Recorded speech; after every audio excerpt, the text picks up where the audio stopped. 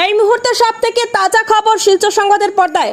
হাইলাকান্দিতে সরকারি স্কুল আগে ভাগে ছুটি, বন্ধ মধ্যাহ্নভোজন। পরীক্ষা না থাকার অজুহাতে আগেভাগে ছুটি ঘোষণা করে দেওয়া হলো হাইলাকান্দি শিক্ষাখণ্ডের 6 নং শিরিশপুর এলপি স্কুলে।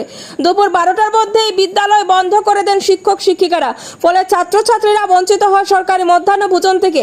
শিক্ষা দপ্তরের কোনো নির্দেশ ছাড়াই এমন সিদ্ধান্তে প্রশ্ন উঠছে। এ বিষয়ে শিক্ষা বিভাগ কি পদক্ষেপ নেয় সেদিকেই নজর অভিজ্ঞ মহলের। বিস্তারিত দেখুন শিলচর সংবাদের পর্দায়। কতজন ছাত্র আছিল? 17-18 জন। এরপরে এমডিএম বন্ধ না? এমডিএম তো আপনার বন্ধ করার কোনো কথা নাই। আপনারা কেউ পারমিশন দিচ্ছেন এমডিএম বন্ধ করার?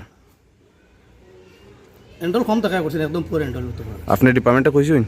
আমি তো নীল দেখাইছি, এমডিএম নীল দেখাইছেন?